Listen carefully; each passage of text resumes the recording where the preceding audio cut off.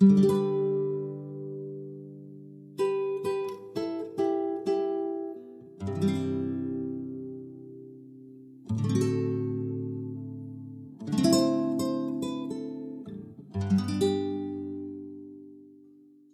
village of Tlamacazapa is located high in the dry and rocky mountains of South Mexico.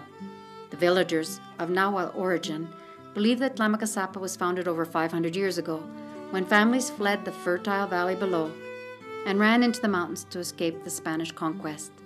Today, the impoverished village stands in stark contrast to the incredible vista of hills, sky, and distant lakes. The 6,000 villagers earn a meager living by weaving baskets of palm. Boys gather the palm which grows wild and carry it home. After drying the palm, a skilled weaver working steadily can make a large basket in 3 to 4 days. It will sell for a few dollars outside the village. Men and boys of all ages leave the village to sell the baskets on streets throughout Mexico. They are gone from weeks to months at a time, leaving their families behind to survive from day to day. Few families farm the rocky and infertile land. People buy corn. They grind it to make tortillas, their staple food, and cook over an open fire, eating twice a day.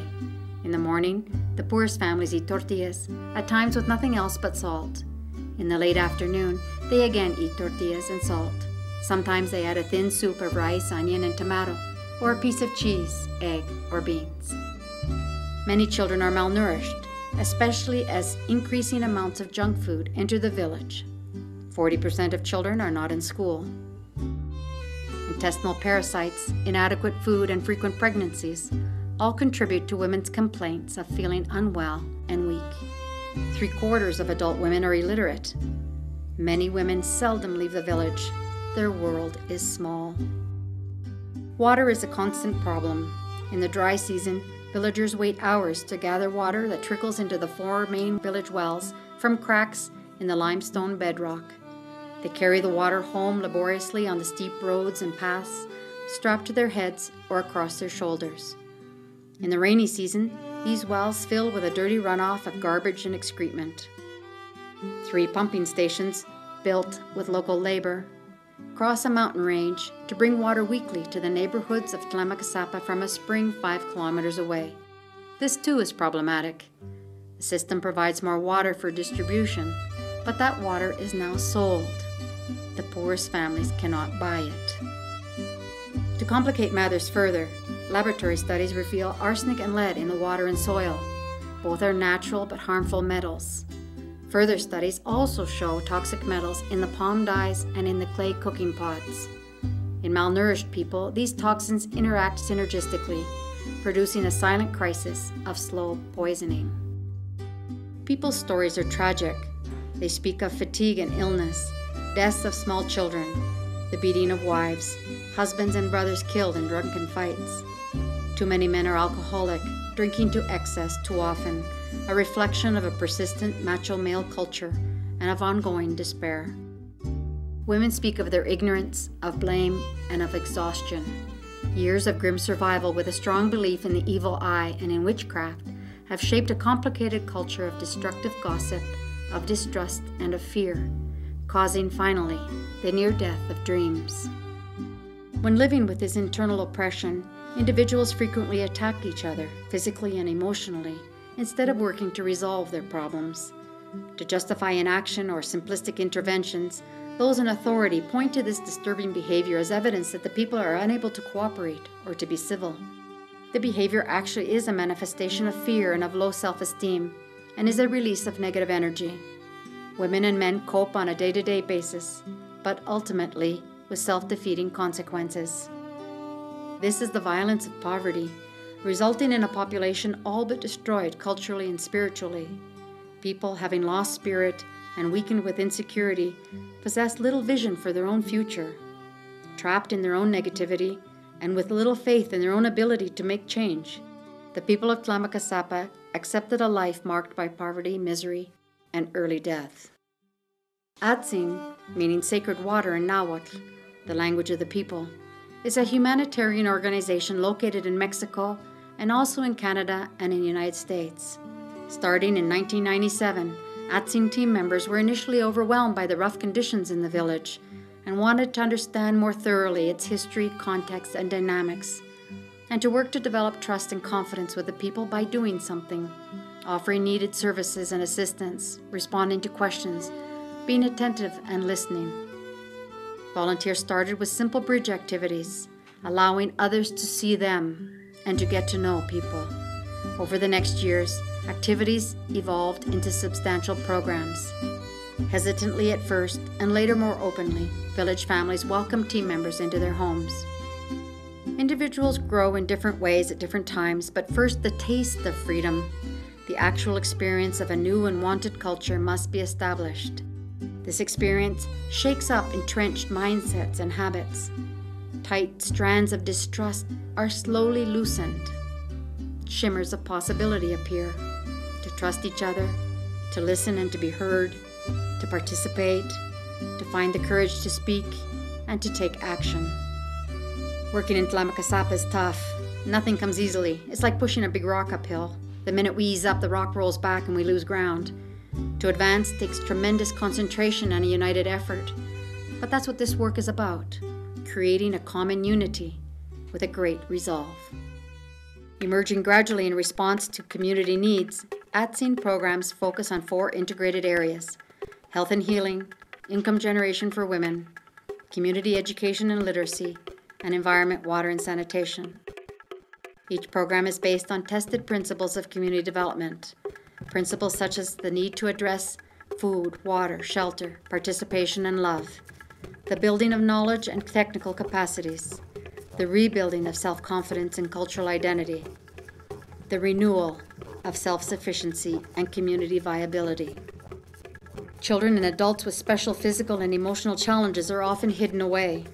Seeking them out, the Special Needs Program provides therapy, home visits, medications, nutritional supplements, and importantly, accompaniment. Children attend the Motlin Dental Program at no cost, while adults receive subsidized dental care. Trained village midwives now offer a full range of safe motherhood services, including pre- and postnatal care, delivery attendance, maternal support, newborn follow-up, and emergency transfers. With assistance from ATSIN, people dream of the construction of a wellness center, Yotlakat non Siwak, a woman reborn, complete with a birthing facility and a reception center for women and families in crisis. Instead of continuing to cook on a 3-rock fire, families can now use an ecological wood stove, cooking more efficiently with half the smoke and using half the firewood, thereby conserving their health, their time, and the surrounding forests. To alleviate poverty and to support self-sufficiency, more income per household is vital. ATSIN provides needed technical support for small business development. Women receive cash in hand for their palm baskets as members of Zoyatl, a cooperative of weavers. The women improve the quality and designs of their baskets while expanding into new markets, new products, and simultaneously preserving the ancient art of weaving. Villagers buy household items at a fair price from a small store owned and run by local women. The store is called Timo Palaguia, which means we help ourselves. The women share in the store's profits and in its benefits. Other women sew stunning quilts from donated scrap material in their own workshop called We Dream, paying close attention to quality and creativity. All programs incorporate local responsibility and ownership as well as continuous learning.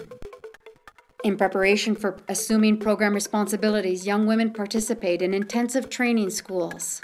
These schools provide opportunity for them to explore their indigenous culture and heritage, to discover and to practice new skills, and to learn to live cooperatively. More than 100 children aged 5 to 12 learn to read and write in an open-air program called Tihuiliski, meaning we can. The program is taught by 22 local young women who use a small group, participatory approach to teaching and learning. Older women from 13 to 40 can now begin to believe that they too can sign their names, write a letter, add up numbers, and know their basic rights, including the right to own land and to manage their affairs. In the year 2000, the United Nations set a global goal of reducing by half the proportion of people without sustainable access to safe drinking water and basic sanitation by the year 2015. People of Tlamacazapa have serious problems with sanitation and with the quality, quantity, and economy of their water. Their local problems reflect our global ones. In addition, their long-term exposure to low levels of multiple harmful metals cause a toxic synergy, resulting in poor health and constant fatigue, particularly for the malnourished villagers. The poorest people are increasingly unwell. Atsin compiles evidence of contamination and distributes that information. Atsin trains a crew of village men to construct household dry toilets and rainwater harvest tanks. Atsin forms alliances in support of a healthy and productive environment, collaborating with other organizations and with government institutions. People heal as inner fear lessens and confidence rises. People grow when they see themselves and their world more clearly. Despite the inevitable tensions that occur, they take more responsibility for thoughtful actions to improve their own living conditions. Suddenly, after a long build-up, there is a rupture of internal oppression. Better ways of being, better ways of living now seem possible, new ways that can lead to a more fulfilling life. This is an empowering moment, a very personal moment, a moment that counters dependency and despair while strengthening inner spirit and intention. People awaken to a new belief in the self, a new belief in others. To awaken is to possess fresh creativity, a new determination for growth and for change. Atsin is an external presence that is stimulating personal and social change in rhythm with the people of Tlamacazapa, helping them to recover and to recreate their cultural identity and a meaningful way of life. Atsin is about working with patience, energetic persistence, and a love for humanity, generating momentum to rehumanize our world, knowing that each committed individual makes a world of difference. The people in Tlamacazapa, Mexico, are reweaving their lives. They are creating a new reality, one richly woven with pride, purpose, and peace. If you would like to help the people of Tlamacazapa in Mexico with a donation or with hands-on involvement, please visit atsin.org. Qué triste se oye la lluvia en los techos de cartón. Qué triste vive mi gente en las casas de cartón. Viene bajando el obrero, casi arrastrando sus pasos por el peso del sufrir. Mira que es mucho el sufrir. Mira que pesa el sufrir.